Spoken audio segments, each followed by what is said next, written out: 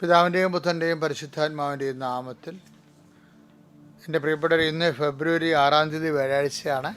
എല്ലാവർക്കും പരിശുദ്ധ കൃപാസ്ഥാന ജീവനുടെ പ്രത്യക്ഷപ്പെട്ട പരിശുദ്ധ അമ്മയുടെ സ്നേഹാഭിവാദനങ്ങൾ.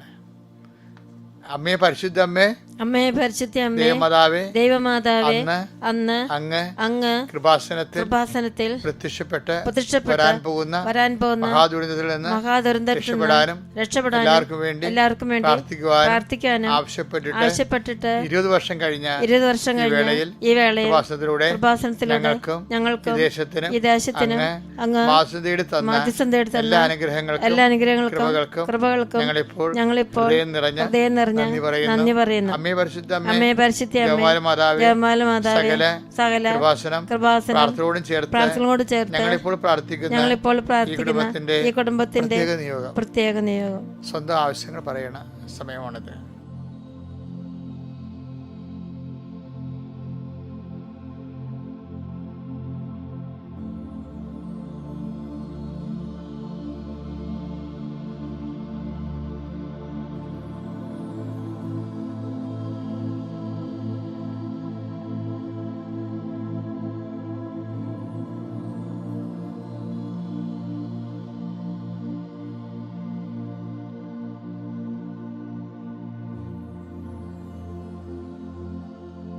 അമ്മയുടെ പ്രത്യക്ഷീകരണത്തിന്റെ വേളയിൽ ഞങ്ങൾക്ക് കനിയണമേ. ആമേൻ. വിശ്വാസ പ്രമാണം. സർവശക്തനായ പിതാവും ആകാശത്തിന്റെയും ഭൂമിയുടെയും സൃഷ്ടാവുമായ ദൈവത്തിൽ ഞാൻ വിശ്വസിക്കുന്നു. അവിടുത്തെ ഏകപുത്രനും ഞങ്ങളുടെ കർത്താവുമായ ഈശോ മിശിഹായിലും ഞാൻ വിശ്വസിക്കുന്നു. ഈ പുത്രൻ പരിശുദ്ധാത്മാവിനാൽ ഗർഭസ്ഥനായി കന്യകാമറിയത്തിൽ നിന്ന് പിറന്ന് പൊന്തിയോസ് പീലാത്തോസിന്റെ കാലത്ത് പീഡകൾ സഹിച്ച് കുരിശിൽ തറയ്ക്കപ്പെട്ട് മരിച്ച് അടക്കപ്പെട്ട് പാതാളങ്ങളിൽ ഇറങ്ങി മരിച്ചവരുടെ ഇടയിൽ നിന്ന് 3-ാം നാൾ ഉയർത്ത് സ്വർഗത്തിലേക്ക് എഴുന്നള്ളി സർവശക്തിയുള്ള പിതാവായ ദൈവത്തിന്റെ വലതുഭാഗത്തിരിക്കുന്നു. അവിടെ നിന്ന് ജീവിക്കുന്നവരെയും മരിച്ചവരെയും വിധിക്കുവാൻ വരുമെന്നും ഞാൻ വിശ്വസിക്കുന്നു. പരിശുദ്ധാത്മാവിലും ഞാൻ വിശ്വസിക്കുന്നു. വിശുദ്ധ കത്തോലിക്കാ സഭയിലും പുണ്യവാന്മാരുടെ ഐക്യത്തിലും പാപങ്ങളുടെ മോചനത്തിലും ശരീരത്തിന്റെ ഉയർപ്പിലും നിത്യമായ ജീവിതത്തിലും ഞാൻ വിശ്വസിക്കുന്നു. ആമേൻ. സ്വർഗ്ഗസ്ഥനായ ഞങ്ങളുടെ പിതാവേ, അങ്ങയുടെ നാമം പൂജിതമാകണമേ.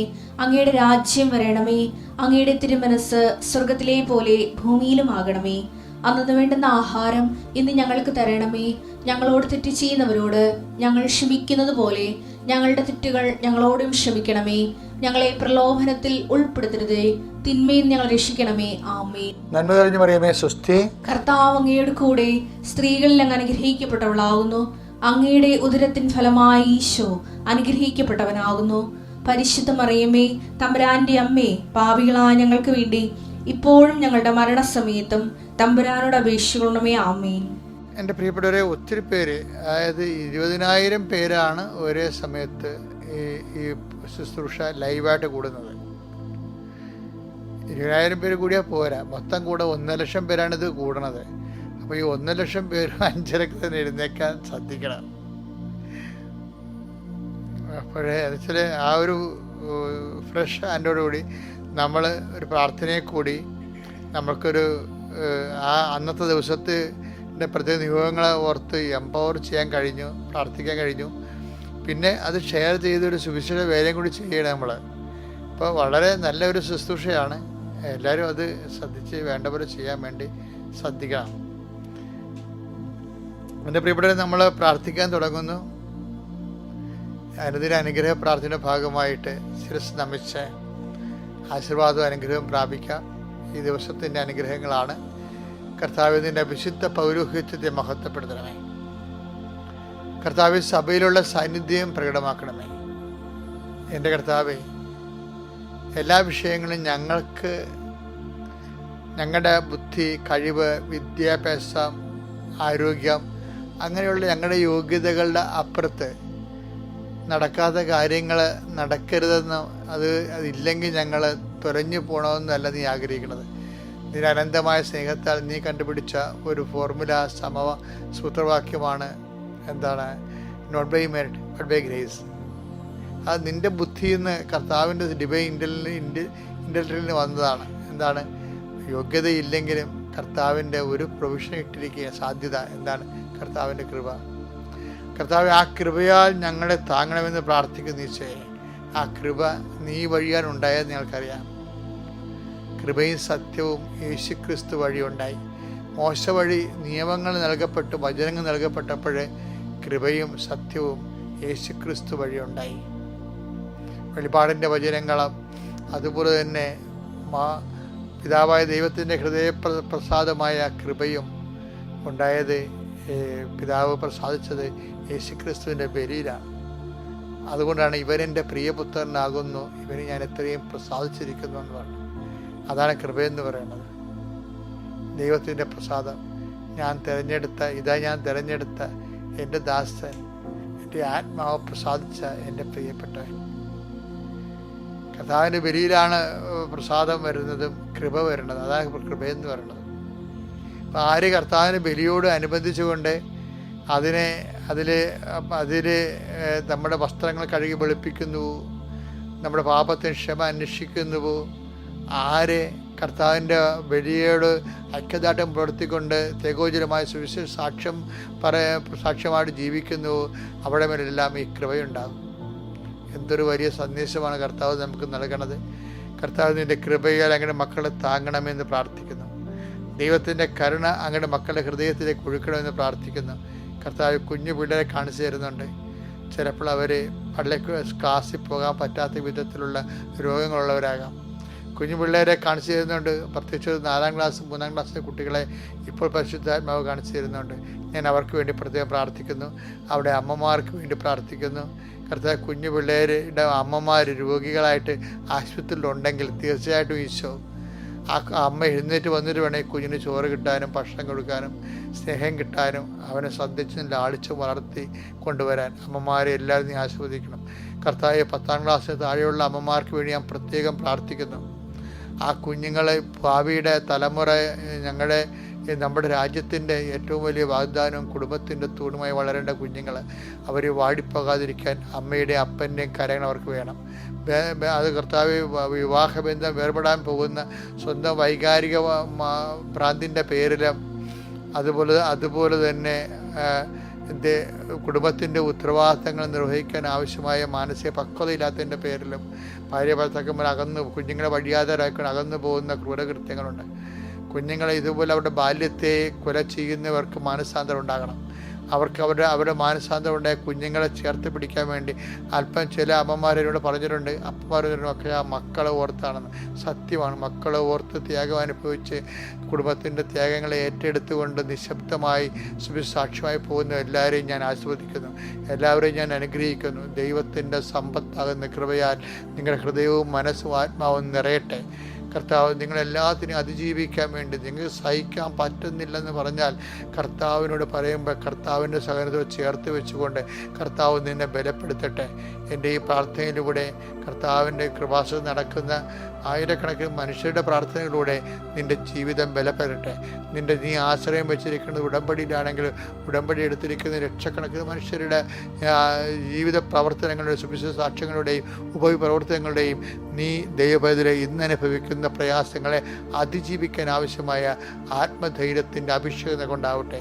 എൻ്റെ കർത്താവിൻ്റെ ഉന്നതമായ നാമത്തിൽ, സഭയുടെ അധികാരത്തിൽ, കുരിശിൻ്റെ അടയാളത്തിൽ, ദൈവത്തിൻ്റെ ശക്തിയാൽ നീ ഉച്ച മുതൽ ഉള്ളംകാൽ വരെ കർത്താവിൻ്റെ തിരുരത്വത്തെ അഭിഷിക്തയാകട്ടെ. കർത്താവ്, ഏത് മേഖലയാണോ നീ തകർന്നു കിടക്കുന്നത്, ഏത് മേഖലയാണോ നിനക്ക് സഹായം വേണ്ടത്, ഏത് മേഖലയാണോ നിന്നെ ചേർത്ത് നിർത്തേണ്ടത്, ഏത് മേഖലയാണോ നിന്നെ താങ്ങിയെടുക്കേണ്ടത്, ആ മേഖലയിൽ പരിശുദ്ധ അമ്മ ദൈവമാതാവ് യേശുക്രിസ്തുവിൻ്റെ തിരുശരീരം, ചലനമറ്റ തിരുശരീരം പോലും കുരിശിൽ നിന്നെടുത്ത് താങ്ങിയെടുത്ത് മടികിടത്തിയവളുടെ കൈകളിലേക്ക് ഞാൻ നിങ്ങളെ ഏൽപ്പിക്കുന്നു. നിങ്ങൾ ശക്തിപ്പെടുക, നിങ്ങൾ അതിജീവിക്കട്ടെ. കർത്താവിൻ്റെ കൃപ നിങ്ങളെ ആവശ്യിക്കട്ടെ. നിത്യപിതാവും പുത്രനും പരിശുദ്ധാത്മാവായ സർവേശ്വരായ നീക്കുവാമേ. അതായത് ഇന്നത്തെ സന്ദേശം പറയുന്നുമ്പേ എൻ്റെ ആമുഖം പറയാറുണ്ട്. എന്ന് വെച്ച് കഴിഞ്ഞാൽ ഒരിക്കലും എൻ്റെ സഹപ്രവർത്തകനില്ലേ വിജയകുമാർ, അദ്ദേഹം ഇവിടെ വന്നത് 2003 വന്നതാണ്. ഇപ്പം 2023 കഴിഞ്ഞ് 25 ഇപ്പം 22 കൊല്ലം അദ്ദേഹം വന്നിട്ട്. അപ്പം അദ്ദേഹം ഒരു നല്ല ബിസിനസ്മാനാണ്. പക്ഷെ അദ്ദേഹത്തിന് ഒത്തിരി പ്രതിയോഗികളുണ്ടായിരുന്നു. CBIയുടെ അന്വേഷണങ്ങൾ വരെ വന്നതാണ്. അപ്പോൾ ഒരിക്കലേ ഞങ്ങൾ കാനഡയിലോ മറ്റേ ചെന്നപ്പോൾ, അവിടെ സുവിശേഷ പേരൊക്കെ ചെന്നപ്പോൾ, അവിടുന്ന്